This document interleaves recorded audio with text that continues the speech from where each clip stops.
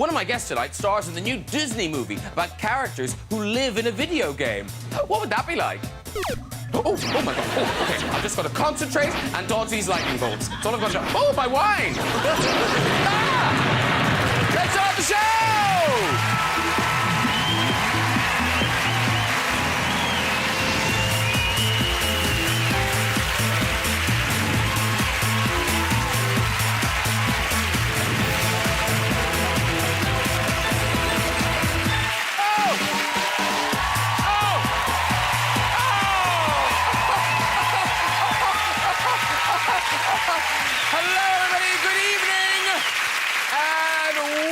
Welcome, one and all. Oh, great lineup for you tonight. Oh, I tell you, it's a good-looking sofa tonight. Yeah, just be me letting it down. No one? Okay. Hey, so who have we got? Well, we've got Hollywood A-lister Mark Wahlberg is here, ladies and gentlemen. I know. Acting superstar Michael Fassbender is on the show. I know. Hilarious American comic Sarah Silverman is here. Plus, we've got music from Brit Award nominee Laura Mvula. Yes, we have. A huge, hearty welcome to my fellow Irishman, Michael Fassbender. Well, he's hot. Well, yes. No, he's half Irish, half German. Yeah. You think, what is it about Germany that the Irish find so appealing? What is it? Did you remember the nuts? And Sarah Silverman is here. Not only a brilliant comedian, she's also one of the stars of the new Disney film Wreck-It Ralph. Now, it's all about video game characters who come to life. Oh, it's great when that happens, isn't it? Remember Tomb Raider, Super Mario? Oh, and that time, they combined Grand Theft Auto with Sonic the Hedgehog. Remember that?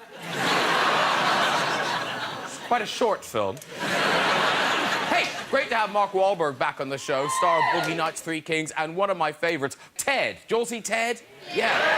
Where he lives with a foul-mouthed teddy bear. And now, even though it was a comedy, they wanted to make sure the teddy bear didn't do anything a real bear wouldn't do. So, for instance, here's Ted drinking, and here's a bear drinking. Here's Ted going to the toilet, and here's a bear going to the toilet. That's incredible, isn't it? Here's Ted being promiscuous. And here's a bear being promiscuous. Let's get some guests on! Later we'll be having music from Laura Mvula! But first, let me take you to Michael. It's Michael Fassbender! There he is. I come myself. I shake your hand, so you're very welcome. Have a seat there, dude. She's comedy gold. It's Sarah Silverman! There she is. Sit down for the and on your marks, get set, it's Mark Wahlberg! Hello, sir. So nice to hear that. Very nice to hear. Sit down. Oh. Very nice to see you all. Very How are good. you? I'm really well. Are you all well? Very good. I feel really good, because I have a security blanket right here. You're funny, but she's really funny. No, she's really funny. You're setting me up. And look at you all fashioned up. I'm wearing fashion tights. Yeah. No, they are fashion tights. I've been needing to get my thighs out lately. I like it. Thank you. Yeah, Michael's in there, yeah. I love your tights. This started backstage. Oh, did it? Oh. Do you cut your own hair? What the patches? What's going on with this? Yeah, it's from. Oh no, do you have heard of? something? Have you heard of trepanning? No. It's where Are you you drill dying from it? little holes in your head to release pressure. Oh, yeah, I've heard of that. Yeah, so there. That's what you have? Yeah, it's a new thing. Is I was that trying true, it out. It or is didn't that work. just your pickup? Doesn't work. Seriously, I feel like we're on a plane. People are just different conversations are Why- coming up. Why would you? Have you had your meal? I don't. What are you watching? Why would you allow people to drink alcohol and come on a show in the evening? What's going on That's here? social. That's a social thing. I don't drink. No, it's a recipe for disaster. But I said, did take please, acid nobody about let me 40 have minutes nuggets ago. That's vodka, by the way. Mixed with whiskey. Hey, listen, we must talk about, Mark, your new movie. You produced it, you star in it. It's called Broken City. It opens on the 1st of March. And, like, as a producer, you got a great cast together. Well, we have Russell Crowe playing a corrupt mayor, a larger-than-life crime figure who is very charismatic and charming. Catherine Zeta-Jones plays his wife, who my character is hired to investigate, who he thinks he's having an affair. So I basically start to investigate her, and I start to unravel all this corruption. Then we have the great character actors like Jeffrey Wright and Barry Pepper and Kyle Chandler. I actually offered the part of my character to Michael, but he passed. Awkward! There's so much energy right here. I had to play the part myself. And I went in going to think he was going to be a sort of like a cop story, crime thing, but it's more of a kind of political thriller, would you say? Well, the political backdrop, more often than not, the system fails us. So, you know, the political system, the fact that I got away with a lot of things in real life that I shouldn't have, and I get to be a movie star, is a problem. What you get away with? It is. It's a problem. Now, I turned my life around, and I have done the right thing, but many people have been wrongfully convicted, and the system is flawed. So we need to figure that out. And our elected officials, more than not, are corrupted by power and enticed by money, and that's a problem. That's a situation that we need to deal with. So. Well, we've got a clip. This is you and Russell Crowe as the mayor, and the tables are about to be turned. That was the table turn. That was the inciting incident. Yeah, it all kicks off. Wow. It's good. It's a throwback to those great 70s character-driven movies like Chinatown or Dog Day Afternoon or Serpico that I grew up watching with my dad. You know, James Cagney and Steve McQueen and John Garfield and Robert Ryan and these great kind of ugly character actors, which made me feel confident in the possibility that I could be one of those guys. You know, they looked like my dad, reminded me of my dad. You know, kind of short, little weird, flawed, but had some balls that would stand up for the everyman. So there's more kind of ugly, little weird people in the world than there are tall, good-looking people like Michael Fassbender. So those people root for me. Yeah. Hence the fact that I got to star in the movie. Have your kids seen any of your films? They've seen moderate pieces of like the Disney football movie that I did. Okay. And the other guys. Although my son did see a piece of Transformers, which I didn't know. Have you finished Transformers? No, we haven't shot it yet. But he's watched the ones that the ones that have preceded our movie, and you know they're playing football. We're playing football in our theater, and my youngest son, who's 4 years old, throws the football down and he goes, "Fucking shit!" Yeah, so I'm like the same thing. I start laughing at first because he got stripped of the ball and he just got stopped for the touchdown. So it was like, wow, it made sense what he said. But I was like, why did you say that? Get over here. I want to wash your mouth out with soap. And he kind of like wants to smile because he knows he really made Daddy proud. But I said, you get over here and tell me why you said that. Where did you hear that from? And he looks at me and goes, Transformers. Well, that's how we pay the bills, kid. Was it a proud moment when you introduced them to Dwayne "The Rock" Johnson? Oh my God. The Rock, who is the nicest guy in the world. They're huge fans of wrestling, and we're making this movie together. And so I keep telling Dwayne, Pain and Gain, the Michael Bay movie, which is the reason why I'm starring in Transformers, because we worked together on that movie. Oh, okay. I'm like, dude, you got to do me a favor. My kids are huge fans. Can you please come over and say hi? It's his day off. He's so gracious. He's like, you know what? I'd love to.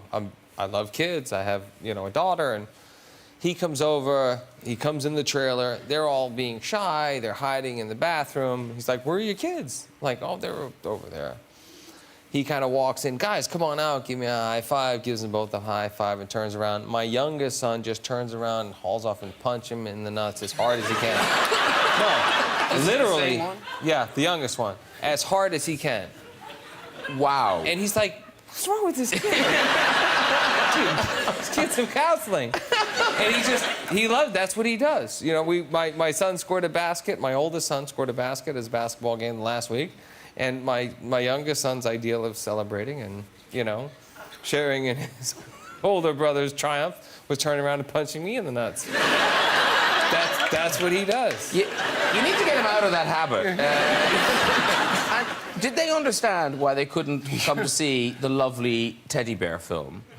Absolutely not. They're thinking, oh my God, Daddy, finally, it's a movie where you and the teddy bear, you're laughing, you're having fun. You can see this, and obviously Ted is very inappropriate. My wife is very conservative.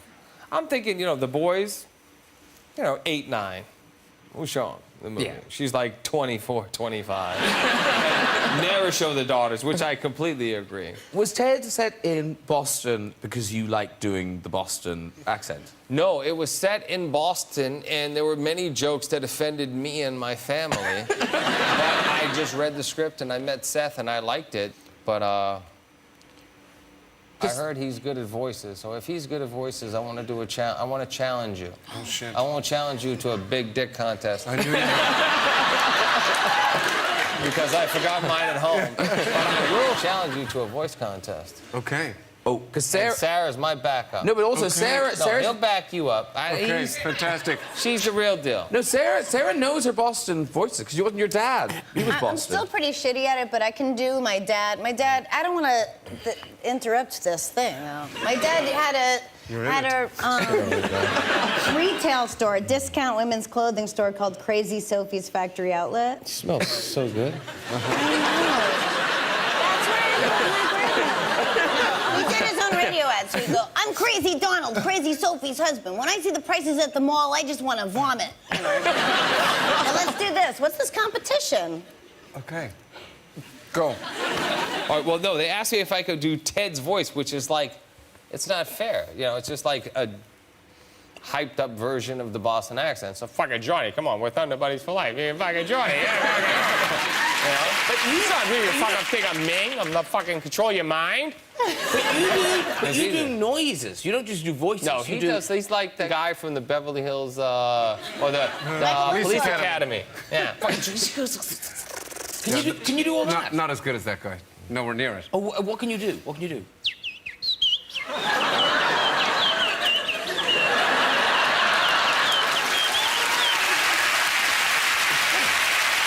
Can you do machinery?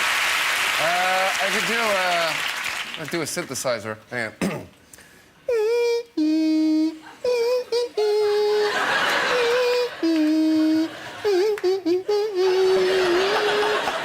I just hope you didn't put that on your resume, dude. It's like, yeah, I played racquetball, I karate, And also, I've got a 1980s silencer, so it's sort of let's like... do that.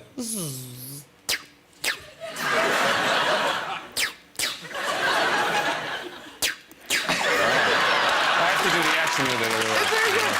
Well, your dad, does he speak with a German accent? No, we just make noises to each other. Okay.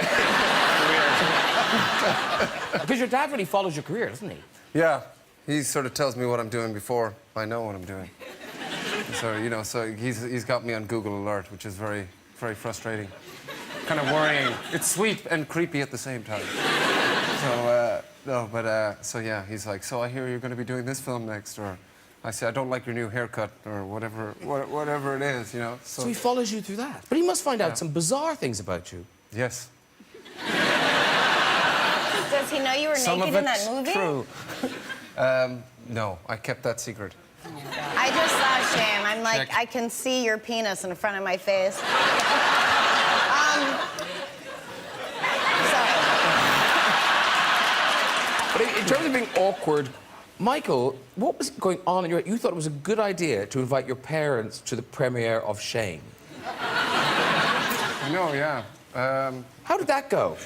Well, you know, my mother didn't end up turning up, so that was okay. But you know, Mum went and checked it out, I don't know, when it came out in Tralee, actually, I think. Nice, made a day of it. Yeah. Yeah. It was a day out, you know, got all our friends together. Yeah. Go see Michael's new film. Come on. Yeah. No, you know, they're I can just see it now. they're open-minded people. Were you surprised when it like, you know, your penis had its own Twitter account and George Clooney talking about it at the Golden... Like, that's weird. Well, I suppose it's just kind of like, you know, it's kind of just sort of, I guess, sort of reflects, you know, how our sort of relationship with that is. You know, people are still kind of awkward about it. Yeah, it's called and art. uncomfortable.